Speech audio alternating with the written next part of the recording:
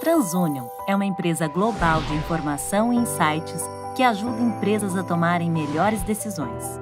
Acreditamos que, quando contamos histórias completas, podemos criar conexões reais entre consumidores, empresas e grandes oportunidades. Oportunidades que nascem através de análises abrangentes e multidimensionais. Porque contar histórias vai muito além do que somente olhar a capa. É o que permite que milhões de pessoas em todo o mundo tenham mais acesso a bens, serviços e oportunidades que melhoram a qualidade de vida. Isso é informação para o bem. A ideia é justamente repetir a mesma dinâmica dos painéis anteriores. Então, vamos começar pelo Alexandre e depois passamos para o João Campos, depois João Galassi. Vamos então, começando pelo Alexandre. Tá ligado? Olá pessoal, muito bom dia. É um grande privilégio estar aqui com vocês. Tá ok? Tudo certo? Grande privilégio estar aqui com vocês. Eu falo dentro do Carrefour que eu trabalhei a minha vida inteira, que está nessa posição agora no Carrefour, liderando a venda digital. Mas acho que o desafio ele é muito grande. O Carrefour é o maior varejista aí do mercado, com 100 bilhões de vendas anuais, mas quando a gente olha para o digital, a gente não é reconhecido no digital. Então, como que a gente transforma o Carrefour, que é um grande transatlântico no tradicional, para ser uma referência no digital? E aí a gente não trabalha apenas com cultura para isso, a gente não é um nativo digital como o Mercado Livre, como a própria TikTok, como outros grandes parceiros, que são parceiros do Carrefour. Nós estamos dentro dessas plataformas, eles não são concorrentes do Carrefour. Então essa já é uma primeira movimento bem importante de entender que o cliente, independente onde ele estiver, ele precisa ter um contato comigo como varejista. Um dos grandes desafios que nós temos dentro do Carrefour hoje em dia é comportamento. E nós, como liderança, mudar o comportamento de profissionais dentro do Carrefour é muito complicado. O Luísio falou aqui que ele tentou comprar lá o micro-ondas e também falou da questão do TikTok como tiozinho. Vocês imaginam a quantidade de tiozinho que eu trabalho dentro do Carrefour. E tiozinho não é idade, tiozinho é mente, é a mentalidade de tiozinho. Tem menino de 22 anos lá com mentalidade de tiozinho, achando que a gente vai continuar vendendo aquilo que a gente vende da maneira como a gente vende. E isso é bem complicado. Quando a gente fala de comportamento, o que se espera de um comportamento de um varejista tradicional no online? Um comportamento de velocidade. Como que a gente... Não tem um esporte que velocidade não faz diferença. Então como que a gente faz rápido? Como que a gente erra e corrige rápido? Como que a gente dá conforto para o time, para os analistas, para os coordenadores, para os diretores, para errar? E errar de verdade, errar genuíno. E aí eu vou dar um exemplo, que eu gosto muito do TikTok, né? E a gente fez uma campanha recentemente no Carrefour, chamado #TBT. Vocês sabem o que é #TBT, né? Quando você pega uma foto antiga, passada, fala, foto com a minha tia Cláudia aqui, que legal. Então a gente fez uma campanha lá, pegando um produto de 10 anos atrás, que foi um Kinder Ovo, e colocando o preço de 10 anos atrás.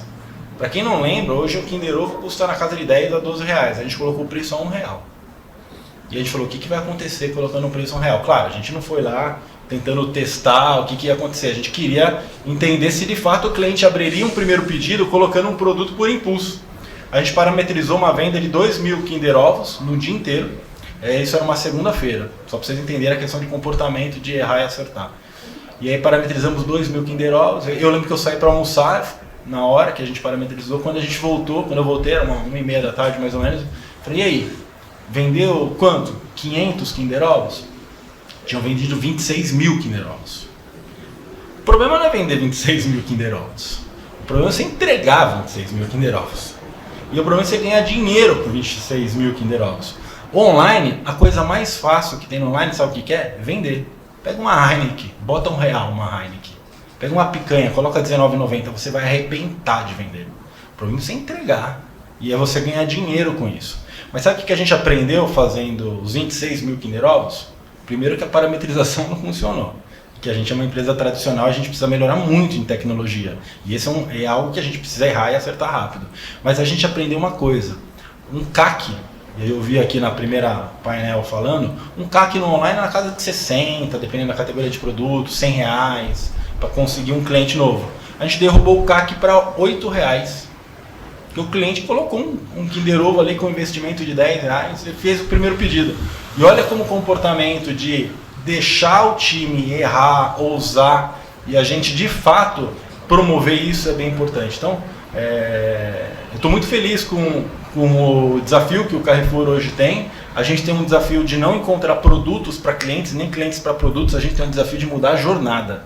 O cliente, a Dona Maria não vai comprar o primeiro café dela no online. Assim. A gente precisa estimular a primeira Maria de comprar o primeiro café dela no online. E a gente tem uma parte de personalização que vai muito, mas muito além de produto. Mas vocês não fazem ideia o quanto que vai além de produto. E eu vou dar um exemplo ao longo aqui da conversa, que até o Luiz colocou aqui da questão do micro-ondas. A gente está muito longe como mundo de fazer uma personalização adequada, que hoje só se fala em produto. Mas ao longo da conversa vou trazer um pouco mais aqui do que o Carrefour tem de desafios para fazer essa superação adequada no digital, de mudança de comportamento, de drive, de estar mais próximo do cliente. Só para vocês terem uma ideia, a gente entrega para 80% da população brasileira em 2 horas. 80% da população brasileira a gente tem condições de entregar em 2 horas, porque as nossas lojas, as mais de 400 lojas que a gente tem, está dentro de raios de densidade demográfica muito alta. Então, que parceiro de negócio tem essa condição de fazer isso? Então, por isso nós somos parceiros de negócio do Mercado Livre, B2W, Via Varejo, Magazine Luiza, Shopee, dos grandes, porque de fato a gente quer estar próximo do cliente para entregar em 2 horas. Ninguém espera uma entrega de drogaria até 5 dias para uma cólica. E a gente entrega a drogaria com as nossas drogarias em 15 minutos, em 30 minutos. Então é como de fato a gente faz uma personalização e traz conveniências diferenciadas para o cliente para atender essas múltiplas ocasiões de uso que nós temos. Stefan quase não conhece o Carrefour, então ele quer fazer uma muito pouco. Esse menino, conheci ele há um tempo. Talento. João Galas é supermercadista, é presidente da Abras também. Eu acho que o interessante é ter a tua visão como representante de um setor de varejo, de alimentos, sobre essas questões do consumo, como você vê o consumo no futuro. Bom dia a todos, é um prazer estar com vocês. Foi bom aqui o bate-papo pela manhã? Deve ter sido, né? Eu vi aqui o painel, né? Os caminhos da superação. Acho que deveriam ter convidado a mãe de Iná, e não nós, né? Porque até outro dia nós estávamos comentando, né, Stefan, o pós-pandêmico, né? Como seria o novo normal. O novo normal está aí, eu pegando quase 4 horas de trânsito para chegar de Campinas aqui, que era o normal do passado, né? Então, muitas coisas a gente percebe que a gente tem ali uma trilha, mas não uma certeza. Eu acho que esse que é o ponto principal. Então, primeiro, para vocês conhecerem um pouquinho o setor dos mercados, nós somos um setor que fatura 700 bilhões, temos a participação de 7,3% do PIB nacional,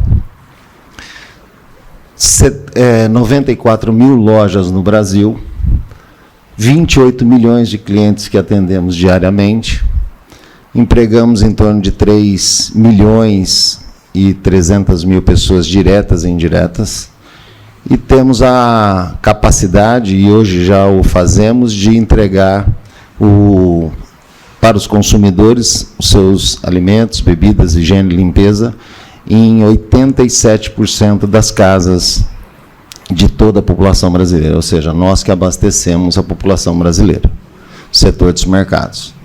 E ali nós temos uma participação tanto da loja física como a principal venda, né? E já no e-commerce não bate nem 5%, dependendo do case aqui, muito específico. Mas se pegar no setor mesmo, não vai chegar a 3%, 2%, essa é a realidade. Com relação à dinâmica assim, econômica, né, eu acho que nós temos alguns desafios.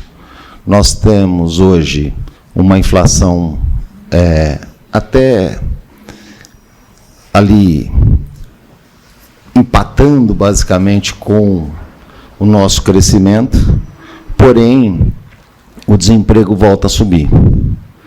Boa parte do consumo do setor dos mercados hoje, ele depende dos programas sociais. Hoje, nós temos 20 milhões de pessoas nos programas sociais, mais 8 milhões de crianças que entraram agora novamente nos programas sociais. E esses programas sociais consomem hoje 15 bilhões a 16 bilhões por mês. Essa conta está sendo paga pelo mercado formal. E o mercado informal vem crescendo a cada dia, seja com as plataformas que nós temos competindo da China, seja com as dinâmicas que nós temos dentro do próprio mercado, que às vezes nem se explica. Quem quiser ir pegar agora, entrar em qualquer aí, digita aí DV Catena, vai comprar um DV Catena por 70 e poucos reais em 12 vezes.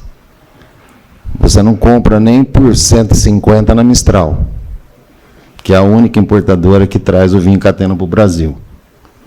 Então, ou seja, para onde vai esse conjunto de situação é um pouco complicado, porque você tem uma parte da sociedade dependendo dos recursos governamentais, uma parte da sociedade carregando essa tributação para bancar esse movimento, e uma outra parte da sociedade competindo de forma desleal.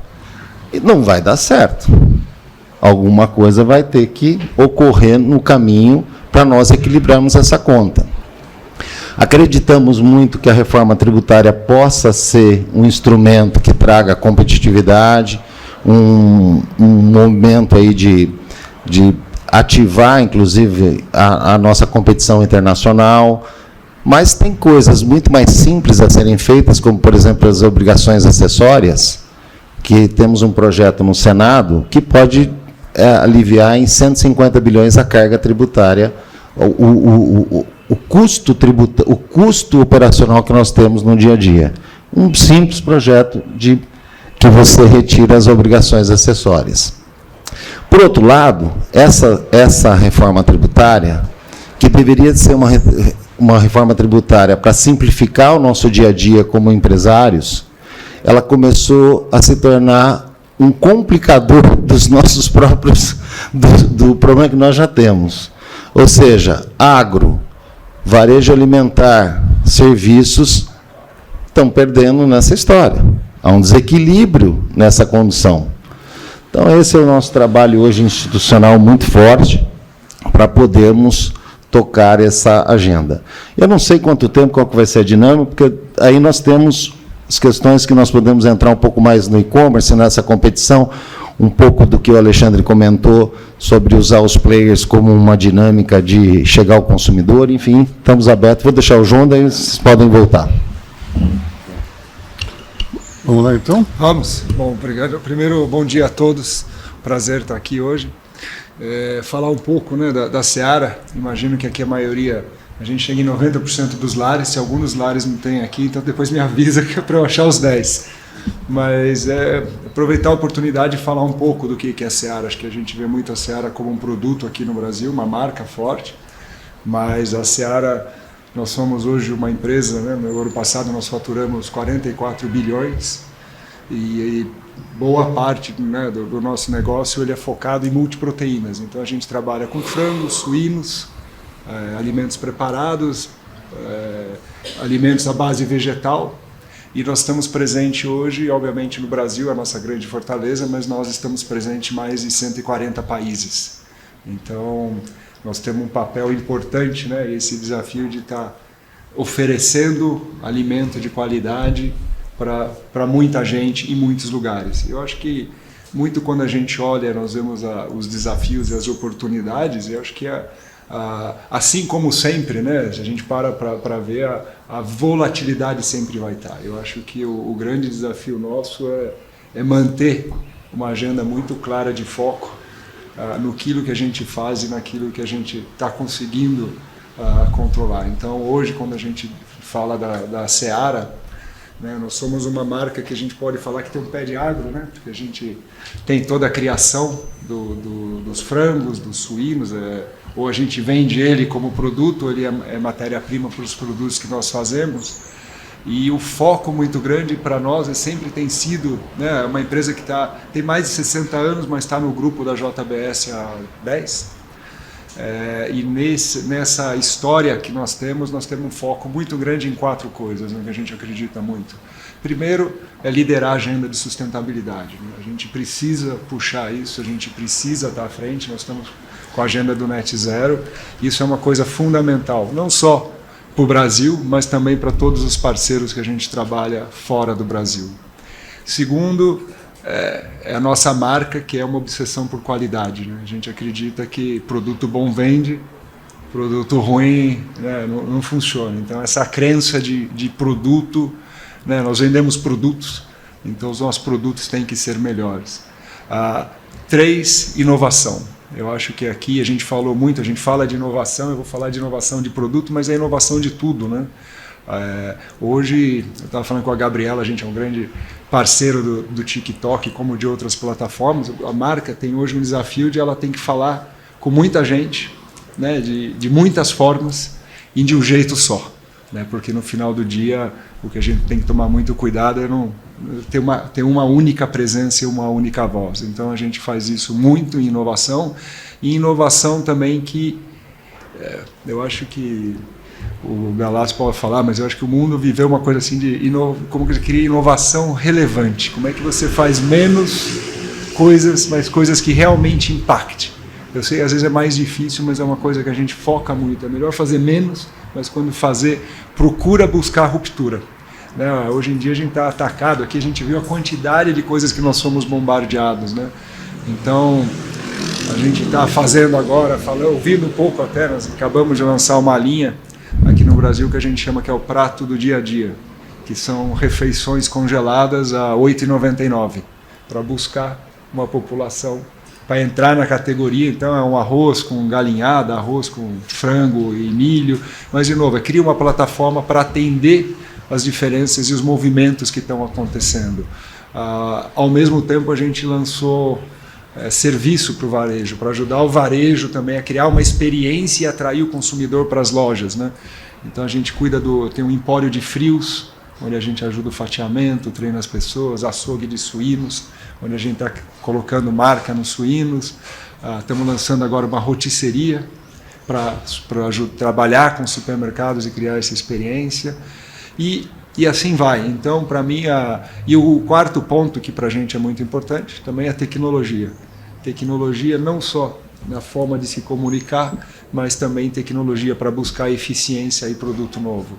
Em 4 anos atrás, nós se comprometemos com um investimento de 8 bilhões na Seara, tanto para a linha de novos produtos, modernização e expansão. Então a gente está esse ano concretizando alguns deles, né? Acabamos de inaugurar uma fábrica em Rolândia para produtos empanados, salsichas e tudo mais. Mas o mercado, de novo, ele é um mercado muito dinâmico, ele é um mercado que está constantemente em evolução. E eu acho que a grande oportunidade que a gente acaba tendo é por estar presente em tantos lugares, com tantos consumidores, é conseguir trazer com foco exatamente o que a gente precisa fazer e o que a gente precisa mudar. Então, esse é um pouco da Seara. E eu vou deixar aqui para a gente continuar a conversa. Só acertar quem entrega os outros 12% dos produtos Seara. Seara, a padaria, estão presentes ali os pequenos mercadinhos, as vendas, tal, que é em torno de 12, que dá uns 90 bilhões. É isso. Não, mas é um grande parceiro, assim como todos. Mas eu acho que o fim do dia eu acho que o grande desafio a gente trabalha com uma categoria, com um negócio, eu sei que a gente está falando de, né, acho que tanto os supermercados, né, o varejo e o alimento tem uma responsabilidade muito grande, que é colocar alimento de qualidade, né, para os diferentes consumidores todo dia. Então é uma cadeia que de fora às vezes parece, a gente vai sempre no supermercado, mas quando a gente olha tudo o que acontece por trás, é uma agenda, é uma complexidade, e a busca por eficiência agora através de tecnologia também é fundamental. João Campos. Aqui vai aparecer João, vai levantar. Vocês produzem proteína, vendem proteína. O Brasil,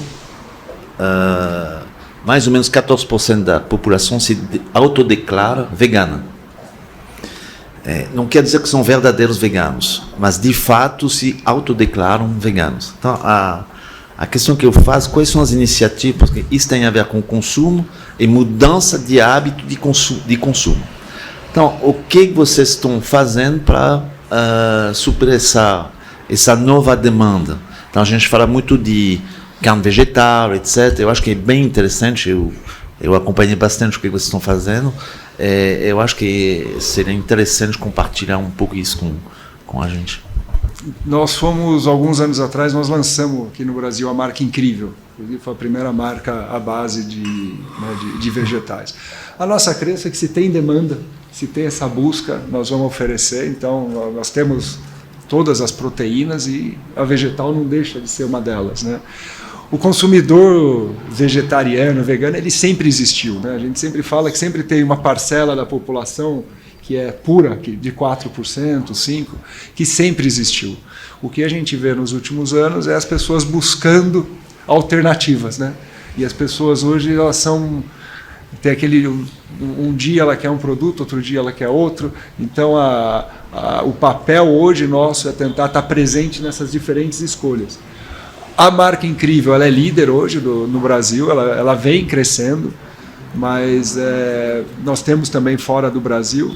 Então, hoje ela é uma alternativa que tem. O consumidor, depois da pandemia, ele voltou um pouco diferente, né? Hoje, o consumidor ele está muito focado em indulgência. Eu acho que depois de 3 anos, 2 anos e pouco, né, ele está focado muito em indulgência. Então, hoje, quando a gente fala, nós temos produtos, seja vegetal ou não, também muito focado nisso. Mas a marca de Incrível, ela tem mais de 50%, ela tem uma participação relevante no mercado. E a gente acabou de lançar agora a pizza com frango e catupiry. Uma invenção tipicamente brasileira, né? Você fala isso para algum italiano, eles têm um chilique, né? Então, você sabe que os mercados são muitos, né? A gente vai você vê, os mercados mudam em velocidades diferentes. Eu acho que o grande oportunidade e desafio é a gente saber o pulso de cada mercado. Porque realmente os italianos, você falar de um produto vegano, eles têm uma certa restrição. Já alguns países na Europa, eles estão, você olha uma Holanda, uma Inglaterra, eles estão muito mais avançados que o volume brasileiro. Mas o que eu vejo hoje não são as pessoas 100% vegetal ou não vegetal. A gente vê muito essa coisa do momento, da ocasião. Essa ocasião é que faz a diferença. O Elvis quer fazer uma pergunta, o Elvis Tinte da Nick fazer uma pergunta. Está desligado, né? Tudo bem? Bem, eu acho que a gente está num momento econômico bastante diferente hoje, né? Considerando aí toda a cadeia de consumo global. E como que você enxerga, na verdade, a competitividade internacional dentro desse setor de proteínas? Porque a JBS é um grupo que é líder de mercado, né? Detém aí grande parte da proteína mundial. E essa evolução desse mercado, principalmente de novas proteínas, como a proteína vegana, como que isso impacta, por exemplo, a JBS do ponto de vista global? Olha, como grupo, né? Inclusive o grupo acabou de recentemente entrar também na área de peixe, né? Comprou uma indústria de salmão na Austrália, no sul da Austrália. Nós temos uma empresa de plant-based na Holanda. Como a gente enxerga é que o mundo vai continuar consumindo proteínas. Nós somos uma empresa de alimento, a base de proteínas, e o nosso papel é estar presente onde tem a oportunidade. Então hoje nós temos todas, basicamente, praticamente todas as proteínas de peixe, carneiro, vegetal, dentro das diferentes empresas do grupo. E o desafio nosso é como nós temos, se você pensar daqui a alguns anos, nós temos hoje 7 bilhões de pessoas, nós vamos ter 10 bilhões. E o mundo vai buscar e vai continuar buscando alimento e a base de proteínas. A gente vê países que aumentam muito a urbanização, né? Foi o caso da China, hoje se fala muito de Índia. Então você ainda vê todo o sul da Ásia, a gente vê muitos lugares, o próprio Brasil tem muita oportunidade. Então eu acho que abastecer o mundo com alimentos é o que a gente acredita que é o nosso DNA, e tem muita oportunidade. Tem muita oportunidade porque o mercado tem uma demanda global e brasileira bastante importante. O importante é atender isso de maneira eficiente e competitiva e relevante para o consumidor. Você sabe, Elvis, que se você for embora antes da hora, eu vou falar Elvis has left the building. Alexandre, você quer complementar?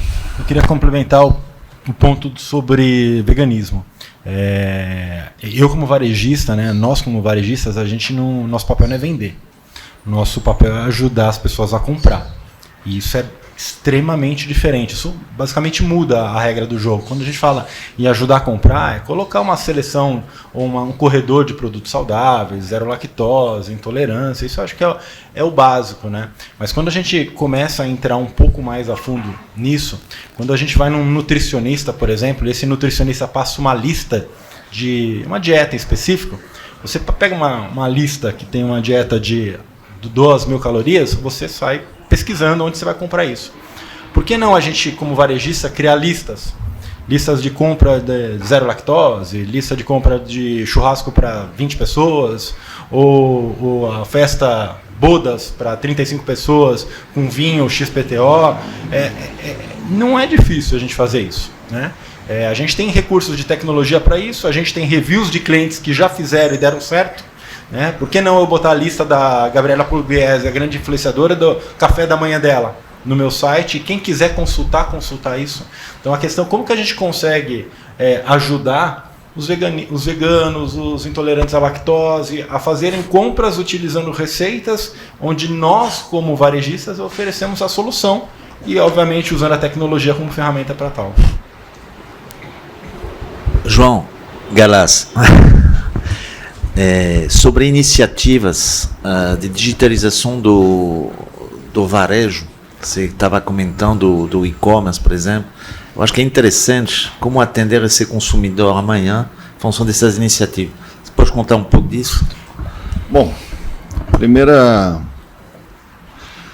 dificuldade, eu acho, nesse mundo do e-commerce é você não perder dinheiro.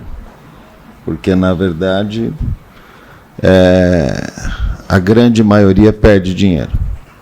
E é muito difícil você equilibrar essa conta. Por um lado, o consumidor, todos nós aqui, gostaríamos de receber tudo em casa, sem pagar nada, sem transporte, sem custo de logística, pronto, até se for possível já cozido, preparado, tal, como se fosse no restaurante, mas sim, com alimentação pronta.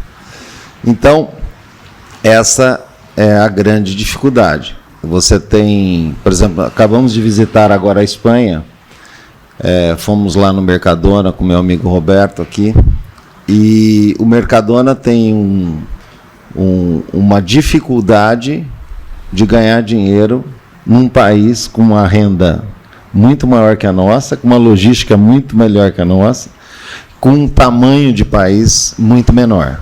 E eles têm essa dificuldade. Então, para nós, diante desse conceito, não é fácil. Mas, para isso, o que nós estamos fazendo como entidade classe? A Abras está desenvolvendo alguns ativos setoriais que ela entende que nem todos conseguem se desenvolver sozinhos, ou seja, não tem capacidade nem financeira, nem capilaridade para isso. Então, nós estamos desenvolvendo um marketplace setorial da Abras para contribuir com os mercadistas nessa condução de ir buscar, de atender os seus clientes. Mas quais as vantagens desse marketplace que nós estamos debatendo, discutindo? Já abrimos uma empresa para isso, inclusive, e estamos avançando nessa frente.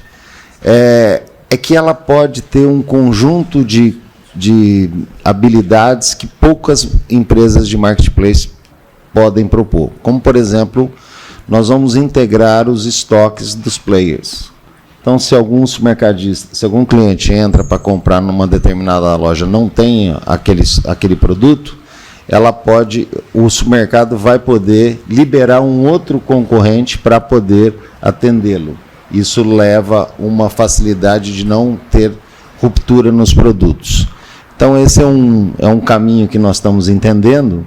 E outro caminho que a gente entende, todo setembro a gente tem um evento que agora se chama Super Abras, mas sempre chamou Convenção Abras, e lá a gente discute o futuro e a estratégia do setor. Inclusive, nesse ano, o debate vai ser exatamente o seguinte: bom, se eu tenho vários atacarejos, eu tenho um atacarejo e tenho outros atacarejos ao meu lado. Se eu tenho supermercados, tenho outros supermercados ao meu lado. Se eu tenho um supermercado com atacarejo, porque a Abras ela representa todas as bandeiras, seja supermercado de vizinhança, supermercado, hipermercado, atacarejo, não importa. Todo o autosserviço está sobre o guarda-chuva em defesa do setor dos mercados, da Abras. Então, o que nós vamos discutir esse ano? Só tem um caminho, você individualizar o seu negócio. Você ter características do seu negócio que são únicos, que só você consegue trazer essa questão. Para isso, nós vamos ter algumas dificuldades, e que eu acho que hoje é o grande problema do setor para poder disputar o mercado. O setor dos mercados é drivado pela indústria. Ela não é drivada pelo consumidor. Todos falam, o consumidor está no centro, o consumidor é o ponto, o consumidor é a alma do nosso negócio. Mas quando ele vai desenvolver uma marca própria, com aquele fornecedor X, o fornecedor fala assim: olha, não, vai ser a minha marca própria, eu faço a sua marca própria, mas você tem que colocar a minha também no mix de produto. Então não importa se o consumidor ia querer aquela marca ou não. Então ele foi travado. As ações promocionais das indústrias. E aqui não tem nada de errado. Ou seja, nós temos um caminho hoje muito bem sucedido, drivado pela indústria, mas se nós queremos ser único e diferenciado, diferente, vamos dizer assim, na atuação, no dia a dia, para que nós possamos ter uma concorrência realmente que eu me diferencie o meu atacarejo do outro atacarejo, o meu supermercado do outro supermercado, eu preciso ser drivado pelo consumidor. E, para isso, eu preciso ter mais do que dados sobre o consumo, que é diferente. Hoje, nós temos a Nielsen, nosso grande parceiro, para fornecer dados sobre o consumo das lojas. Nós, como os proprietários das lojas, podemos ter os dados lá que nós temos do dia a dia do consumidor. O Carrefour tem um caminhão de dados. Uma coisa é você ter os dados, a outra coisa é você conhecer os hábitos de consumo, que é diferente. Para que eu possa juntar essas duas coisas, por exemplo, quem mais entende de hábitos de consumo no Brasil é a indústria. A indústria entende tudo, porque ela vai lá na casa do consumidor, ela conhece a casa do consumidor.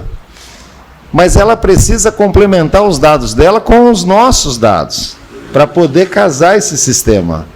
E esse é a grande diferença que eu entendo. Ou seja, para que o supermercado realmente consiga se diferenciar, ele precisa descer no ponto de conhecer o hábito de consumo lá na casa do cliente. E é uma mudança de pensamento, de ideia e de estratégia. Eu vou pedir a participação aqui do Luiz Roberto Peroba, do Pinheiro Neto. E muito se fala de reforma tributária. Como é que isso pode impactar o varejo, já que a gente está falando de consumo, dos dois lados, do lado da empresa e do lado do consumidor? Vamos lá,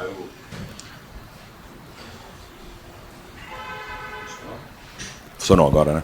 Vamos lá, Luísio. Obrigado. Em primeiro lugar, um prazer estar aqui. Estava divertindo, ouvindo. A Luísio me chamou para falar, não era nem a minha expectativa, mas eu estou bastante envolvido na reforma tributária, sempre tive, a Luísio sabe disso, em alguns dos projetos anteriores, já fui assessor dos deputados que estavam relatando os projetos, agora estou bastante envolvido na Semana da Economia Digital, fiz um depoimento num congresso sobre a minha visão e as minhas expectativas. Eu acho que a gente está num momento de maturidade técnica bastante importante. Evidentemente, estou falando como tributarista sobre isso, mas a maior demonstração que a gente pode ter é que é a primeira vez que um governo não manda o seu projeto de reforma tributária para o Congresso. Toda vez que um governo novo assume, ele manda um novo projeto. Essa é a primeira vez, nos últimos anos, que a gente tem o mesmo projeto que estava sendo debatido no governo anterior, sendo debatido com o mesmo governo.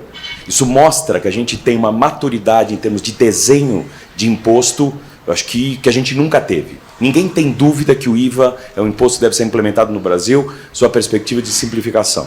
Eu acho que a gente tem algumas questões que são muito brasileiras e que a gente vai precisar endereçar aqui no Brasil, que infelizmente outros países e outras jurisdições não viveram, talvez a Índia tenha vivido recentemente porque tinha complicações parecidas. O nosso sistema era tão complexo, são tantos regimes, tantos benefícios e tantos problemas, que você fazer uma disrupção completa de um sistema tão complexo para um tão simples como é o IVA, do dia para a noite não é possível. Então a gente teria que talvez sentar à mesa para discutir as particularidades dessa situação em relação à carga para determinados setores, determinados regimes que estão existindo, prazos de transição, até para que a gente possa se ajustar a esse sistema novo. Eu acho que a gente tem, dos últimos 20 anos, a maior possibilidade da gente caminhar com esse projeto de reforma desde que a gente consiga acertar essas questões que são tipicamente brasileiras. Mas a gente, hoje em dia, tem o pior sistema do mundo tributário, que está emperrando boa parte dos investimentos e boa parte dos negócios aqui no Brasil. Então, seja a sua perspectiva do investidor e do empresário, que eu acho que pode ser uma grande simplificação, uma grande redução de custo, evitar litígio. Gente, eu tenho no escritório, na nossa área tributária hoje em dia, 170 pessoas. Eu trabalhei na minha carreira no escritório americano, que tinham proporções parecidas com o meu escritório aqui no Brasil. Nós éramos 5 advogados na área tributária. É esse o contraste que a gente tem. Mas, para finalizar minha fala, a sua perspectiva do consumidor eu também acho muito legal. A gente, no Brasil, sabe que o consumidor médio ele não se engaja nesses temas porque ele não entende. Eu costumo... Minha mulher não é tributarista, não gosta desse assunto, odeia. Toda vez que eu trago esse tema para falar em casa, ela corta o assunto na hora, evidentemente, até porque não tem nenhum apelo. Mas quando eu estou nos Estados Unidos com ela e a gente faz compras, ela sabe exatamente a alíquota do imposto de consumo de cada um dos estados. A gente vai fazer uma viagem que passa por 2, 3 estados, tenho 4 filhos, ela compra bastante coisa para os filhos. Ela falou, nós vamos sair aqui de Nova York para Miami, esperar chegar em Miami, porque eu sei que a alíquota do imposto é muito menor que Nova York. Isso engaja a população se ela entende o que está acontecendo. E isso passa a fazer parte da política e da discussão. Nossos governantes, a gente pode ver, né, quando eles estão fazendo campanha, ninguém toca nesse assunto. Porque ninguém entende mesmo, não engaja, não discute. Então, eu acho que a gente tem, talvez, o melhor momento para conseguir tratar desse tema e resolver essa questão de uma vez por todas. A gente tem uma maturidade técnica, eu estou falando porque, mesmo na academia, a gente não tinha muito essa maturidade e uma visão clara do que a gente devia fazer. Eu acho que agora a gente tem, tanto que a gente está discutindo o mesmo projeto do governo anterior, está todo mundo de acordo com isso. Tem questões próprias do Brasil, pela confusão que a gente colocou nos últimos 30 anos, que a gente vai ter que solucionar, que são questões negociáveis. E eu acho que a gente não deveria perder essa chance. Eu vou só finalizar com um dado que é bastante importante também. Nós temos 2 projetos, um na Câmara e um no Senado, a PEC 45 e a PEC 110. Elas são similares sob a perspectiva de desenho, mas uma é um IVA único, no Senado é um IVA dual. O presidente Arthur Lira, na Câmara, acho que ele foi bastante inteligente quando ele formou o grupo de trabalho desse governo, porque ele disse o seguinte, para a gente ganhar tempo, vamos criar um relatório, que deve ser apresentado agora em junho, começo de junho, que já combine os 2 projetos. Porque se eu já apresento agora, e os 2 projetos de fato não são tão distantes, então, mas se eu já apresento alguma coisa de consenso no começo de junho, em que as 2 casas estejam mais ou menos de acordo, a chance de uma votação, uma velocidade de aprovação, acho que pode ser bastante grande. Eu nunca tive com expectativas tão boas em relação à possibilidade de aprovação. Stefan. Alexandre, eu queria te fazer uma pergunta aí, que é o seguinte.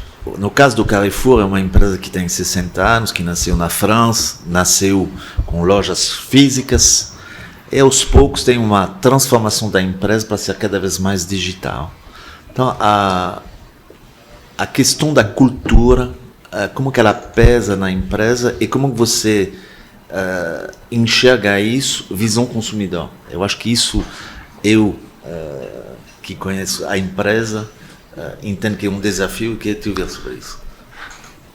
Acho que o digital, dentro desse contexto, Stefan, tem um desafio um pouco mais agressivo ainda, agressivo no sentido de mais duro do que o próprio varejo tradicional quando a gente olha no ponto de vista do consumidor. Mas primeiro, respondendo a parte interna da empresa. Culturalmente, até o João colocou aqui, o online é conhecido como um buraco de prejuízo. E quando a gente fala com uma área do varejo físico do Carrefour, área comercial, área de operações, lojas, eles falam, cara, esses moleques do online aí, eles vão ferrar a gente, né? Eles vão, desculpa o linguajar aqui, né? Sei que todo mundo é bem formal, mas quanto mais a gente cresce, mais esse buraco no bottom line aumenta. O ROC, o EBITDA, estoura se a gente dá escala no online. Então a primeira coisa que a gente fez, em termos de cultura interna, era mostrar que era possível a gente dar rentabilidade positiva.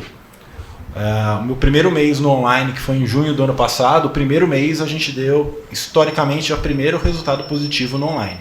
Depois de 30 dias de atuação da uma nova diretoria, a gente conseguiu. E aí, vocês imaginam, eu tenho um chefe que é inglês, o chefe dele que é francês, vem um brasileiro em 30 dias gerar um resultado positivo. Aí entra a consultoria. É um milagre. Saber o que aconteceu. E aí buscando a bala de prata. Qual foi a bala de prata que foi utilizada para pegar um online do tamanho do Carrefour e pegar um bottom line e sair do negativo para o positivo?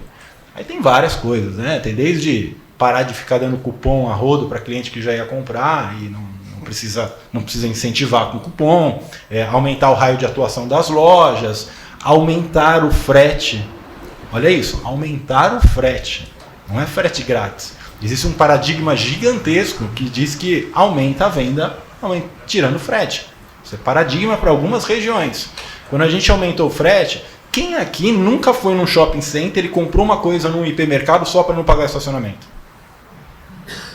O cliente é a mesma coisa. Ele fala assim, para eu não pagar R$12, eu vou gastar um pouquinho mais que eu tenho frete grátis, não é? Foi isso. A gente tomou iniciativas do tipo, a indústria, a Seara vinha e falava assim, vamos conseguir fazer uma campanha e dar 20% de desconto nos nossos produtos. Ok, a gente não dava 20% em um produto, a gente dava 20% num kit com 3, para aumentar o ticket médio. Então são coisas simples, coisas... Enfim, qualquer um de nós aqui temos capacidade de fazer isso, né? Nada da NASA, nada mirabolante, que mostrou que era possível mudar a cultura interna da empresa, que fala, esse negócio que é o digital pode dar resultado positivo, e muitas outras coisas. Então, primeiro a gente tinha um desafio interno de cultura enorme, que a gente transformou isso. Da ponto de vista do cliente, de novo, o nosso grande papel como varejista é dar confiança para o cliente que ele pode comprar no online e vai receber o produto que ele comprou no online. Então, o nosso grande investimento e desafio no digital hoje não é encontrar o produto para o cliente, é investir em conveniência. Não sei se vocês já ouviram falar um conceito de camaleão verde. O conceito de camaleão verde, assim, todo camaleão é verde, então imagina que o cliente ele é verde. Hoje o cliente ele se adapta ao site e não o site se adapta ao cliente. Vou dar um exemplo. O Stefan vai lá no site e compra uma picanha. Pode ter certeza, como... foi a questão do micro-ondas, pode ter certeza que daqui 7 dias ou 10 dias a gente vai mandar uma picanha no e-mail dele. E aí, quem não faz isso? Manda uma picanha ou manda um voucher de desconto no aniversário? Quem nunca recebeu um voucher de desconto no aniversário do filho? Isso é meio que quase que a mantra da personalização que eu brigo internamente dentro do Carrefour Brasil e no grupo. E aí, imagina, Stefan recebeu um e-mail com a picanha, recebendo em casa em até 2 dias, pagando no cartão de crédito em 3 vezes. Olha que legal. Aí, qual que é o problema aí? A picanha ele compra, mas ele nunca usou cartão de crédito quando ele comprou no Carrefour. Ele usou Pix. Ele nunca estava em casa, ele foi sempre retirar na loja. Eu estou forçando o cliente a se adaptar à jornada. E aí imagina, inclusive, quando eu faço campanha de biscoito e bolacha, Rio de Janeiro e São Paulo. Quando eu falo de macaxeira, aipim, mandioca, cada lugar é uma coisa. E eu não me adapto. Olha o frio que está em São Paulo. Você acha que eu vou fazer uma campanha nacional de protetor solar? Não. Cada vez mais, nós como companhia, no digital, a gente está se adaptando não ao cluster, mas ao CPF daquele cliente, a jornada daquele cliente. Não é para encontrar apenas o produto, é para facilitar a jornada. E eu mandei por e-mail. Eu nunca abri e-mail. Quem daqui abre e-mail para minha promoção? Por que eu não mandei por WhatsApp ou por SMS? Se tem cliente que gosta de usar o e-mail, pagar por Pix e estar em casa, eu tenho que dar esta jornada para ele. Se eu tenho perfis de clientes diferentes do meu site, como baby boomers, que tem dificuldade de visualizar pela idade, acima de 80, 90, por que a minha fonte no meu site não é maior?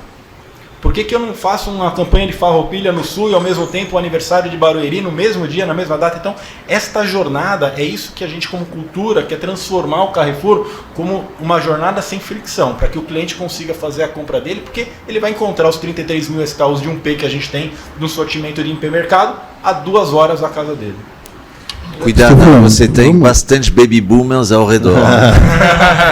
Posso só fazer um elogio ao Alexandre? Que ele falou, olha, o brasileiro veio, resolveu aqui e tal. Sabe um fato interessante no nosso setor? O brasileiro entende desse negócio dos mercados. 5 empresas multinacionais estavam presentes no Brasil, alguns anos atrás, com participação de quase 50% do faturamento. Hoje só tem 3. E nós temos, e eles que eu digo, são todos nossos sócios, mas eu digo o seguinte, essas empresas multinacionais têm 28%, caiu de 50% para 28%.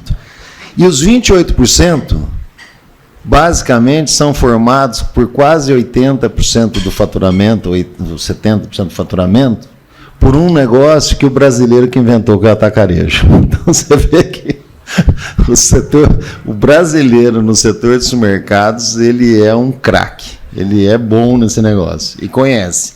E um detalhe importante, no Brasil, diferente dos outros países, a grande maioria dos países tem uma participação com 10 empresas, 15 empresas, 5 empresas, 80% do negócio, 70% do negócio. No Brasil, para nós fazermos 70% do negócio, nós precisamos de 1.250 empresas. Sendo aí basicamente quase todas empresas familiares. Só um dado interessante sobre o setor, como nós somos bons nesse negócio. Agora, com relação à reforma, só um ponto acho que é importante ressaltar. O IVA, como adotado na Europa, é tranquilo. É que nós aqui gostamos de inventar algumas coisas depois de pegar algo que já estava pronto. Então, por exemplo, um imposto único com alíquotas múltiplas é o IVA europeu. Nós começamos o debate aqui em cima de uma proposta que não é bem assim, né? A proposta que está na Câmara foi feita pelo API, que o API está no governo. Então, não é que está bem... ou seja, tem um conjunto aí da estratégia da aprovação. Mas aqui não, começamos querendo fazer a alíquota única e acabou. Como se nós poderíamos sair do inferno e para o céu no mesmo dia sem passar por um espacinho aí de oportunidades. Então, é um absurdo. É um absurdo. E depois, agora já começaram a ceder. Ontem, no debate que nós fizemos com a frente parlamentar, já não, olha, realmente não dá, nós temos que abrir as múltiplas, algumas alíquotas, né? Mas aí, para piorar, falou assim, não, dentro desse conjunto de história, nós vamos subir os preços, os impostos dos alimentos, afetando aqui toda essa mesa que está aqui, e principalmente o consumidor, e vão repassar em cashback. Pô, da onde vem essa jabuticaba? Não, isso... lugar que inventaram substituição tributária. E olha que a substituição tributária tinha uma lógica para o Estado. O Estado não sabia como cobrar de todo mundo, foi lá e reuniu em um único ponto. Mas trouxe um benefício para o setor, porque acabou a sonegação no varejo alimentar, isso ajudou o desenvolvimento da classe. E agora com o IVA acaba de vez o AST e resolve isso. Mas daí querem inventar uma jabuticaba no meio do caminho. E aí eu pergunto, essa devolução, você aumenta os impostos dos alimentos, você vai distribuir esse cashback para 23% da população que não consegue abastecer o carrinho, para 70% da população que ganha 2 salários mínimos, para 90% da população que ganha 3 salários mínimos, ou para aqueles invisíveis que você não sabe nem que tem conta bancária? Pelo amor de Deus, né? Então, ou seja, zerar a conta de alimentos básicos para a população. Acabou. E aí até digo, quer colocar uma nota fiscal paulista para nos ajudar a combater a sonegação? Isso é um bom instrumento. Mas alterar toda a lógica do IVA, já recriando uma nova ideia, então temos que colocar as coisas como tem que realmente serem conduzidas, senão nós vamos perder a nossa grande oportunidade da reforma. Isso ninguém quer, né? Bom, como o João falou, o brasileiro entende muito de supermercado, mas tem um certo francês que eu conheço que também entende bastante. Mas como ele é cidadão pernambucano, então talvez essa seja... Mas é que esse daí já é brasileiro, entendeu? Esse daí não dá para considerar como francês. Stefan, vamos dar uma amarrada que chegamos aqui ao final do tempo. Sim. Mas eu só queria fazer mais um ponto aí para o João Campos sobre o... Eu estava falando antes de você chegar num painel anterior antes era muito claro, tinha a indústria, tinha o varejo, estava tudo separado, tudo bonito, sem digitalização, sem e-commerce, sem nada. A gente vê movimentos, e a JBS através da Swift fez esse movimento de entrar no varejo, né? Então, eu queria te perguntar qual é o benefício disso para o consumidor? O que vocês estão buscando entrando no varejo? Olhando o consumidor, sempre. Então, eu vou falar da Seara, porque a gente tem um e-commerce também, só que o que a gente faz, nós temos uma loja Seara, lojaseara.com.br. O que a gente faz? Porque a gente quer conversar com aquele consumidor, você está na televisão, você quer passar promoção e tudo mais. Só que o nosso e-commerce, o consumidor ele entra na nossa loja, e essa loja a gente redireciona para o parceiro nosso que está mais perto. Então a forma como a gente achou na Seara de participar e estar junto é de levar o tráfego para os e-commerce dos nossos clientes. Então no caso da Seara a gente trabalha 100% através do varejo, mas de novo, né, como é que você não fica fora e como é que você trabalha isso? Então a gente estava recentemente com um evento grande no Big Brother que dá muita visibilidade. Todo dia a gente colocava, compra esse produto, entre na loja Seara. Imediatamente ele busca em volta daquele consumidor quais as lojas que estão com o nosso produto disponível, e aí quando ele vai comprar, ele abre a loja do João e ali ele manda. Então ele tem 2 benefícios para a gente. A gente fala direto com o consumidor, a gente entende o que ele está buscando e a gente consegue fazer algumas coisas de como eu ativo. E 2, ajuda também a conversar com os parceiros, né? Essa loja, você perdeu essa venda que estava com ruptura. Exato. Né? Eu poderia te mandar tantos clientes para a tua loja. Conta para ele. Para quem? Para o Carrefour. Não, o Carrefour usa a nossa loja, a gente usa com vários. Não, estou dizendo, aponta para ele, a ruptura... não, ruptura. Mas porque a ruptura, a gente brinca que ruptura tem 2 pais, né? Nenhum dos 2 gosta de ter ruptura. Eu porque... Eu paguei a gente queria ter um produto vendendo e o outro está lá com espaço vazio e também não tem. Então a ruptura é uma dor comum. Mas eu acho que, de novo, voltando, né, não existe só uma solução. Então a forma da indústria participar no e-commerce, né, porque a gente não tem a capacidade como Seara de fazer um e-commerce, né, de abrir uma loja da Seara. Então o que a gente faz? A gente cria essa ferramenta que nos dá todo o aprendizado de quem é o consumidor. Então eu falo com esse consumidor, não com tanta maestria como a gente ouviu agora, mas a gente fala com ele e coloca coloca a promoção, coloca tudo, tem a lista nós temos um site, é o segundo maior site de receitas do Brasil, onde também ali ele já imprime a receita com tudo que ele quiser e a gente já coloca na loja nossa e aquela loja direciona de novo para um parceiro.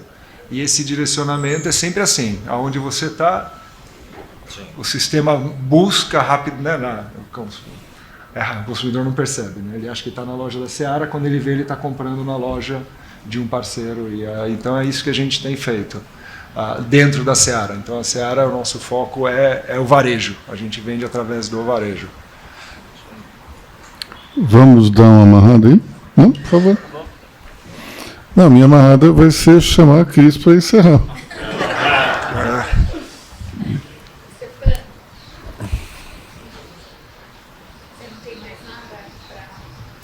Não, eu acho que foi eu acho que foi um momento interessante. Primeiro, o painel, a gente descobriu que tem muitas incertezas, que a gente não sabe realmente qual é a delimitação das coisas. O segundo painel foi mais para falar de casos interessantes, de quem nasceu no digital e como que eles estão se movendo dentro das novas realidades. Eu acho que esse painel é interessante também, porque a gente vê um evento de quem nasceu no físico e está se adaptando com as realidades de hoje, com a digitalização, com os e-commerce, com o marketplace, que são, para quem eu trabalhei no varejo físico, então eu sei, uma dificuldade grande de adaptação e de transformação. Então, eu acho que, a Luiz, é isso que eu queria concluir aqui, e agradecendo muito os palestrantes, todo mundo que participou, vocês que estão aqui com a gente. Mais uma vez eu agradeço a todos também e passo a palavra para quem manda.